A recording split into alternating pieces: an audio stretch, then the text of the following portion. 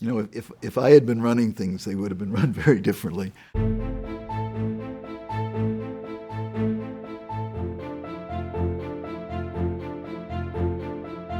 It really starts in 1990 when Saddam mobilizes forces on the Kuwait border. And most of our government said, oh, he's not serious. Even those of us who were afraid he'd do something never imagined he would invade and take all of Kuwait.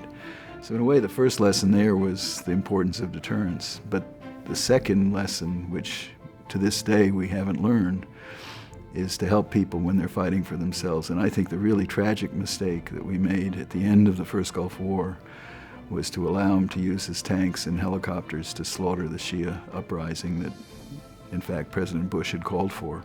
Our army was sitting on the south bank of the river. Our Air Force was flying overhead. We could have saved those people. People around that part of the world have long memories, and they've remembered to this day that when they needed us most, we abandoned them. And I think we're making the same mistake today in Syria. A little historical perspective, I think, is useful. In World War II, after the great triumph at Normandy, we blundered into the hedgerows of Normandy and I think suffered 40,000 casualties. And then even worse, we blundered into the German army in the Ardennes. Both of those, especially the second one, is an example of sort of overconfidence that the war is over, the enemy is finished. I think in a parallel way, we believed that we had defeated Saddam when we got to Baghdad. He always believed that we were hypersensitive to casualties, and if he could inflict enough casualties in an urban guerrilla war, we would quit.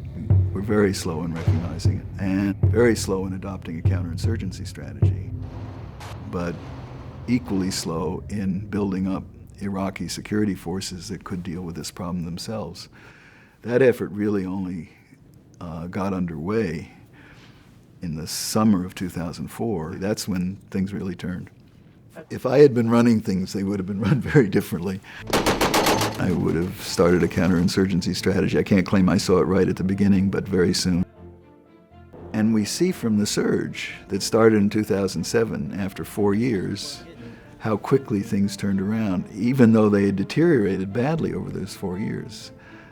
To me, that's a almost laboratory demonstration that if we had started with a counterinsurgency strategy from the beginning, things would never have gotten out of hand.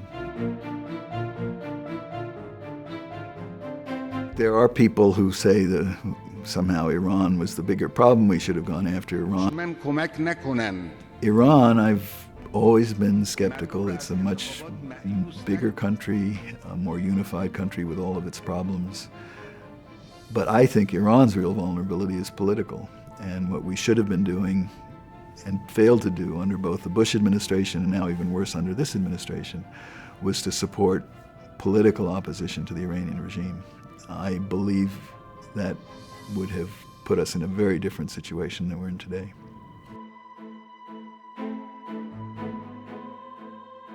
Compared to the alternative of doing nothing, I think yes. And if we had done nothing, we would today be dealing with a Saddam free of sanctions and on his way to getting nuclear weapons if he didn't have them already, a Libya that probably would have kept its nuclear program, and an Iran on the verge of nuclear weapons. At least we're down to one of those three problems. I think it's tragic after having achieved so much that we've now walked away from Iraq. Iraq is of huge strategic importance to the United States.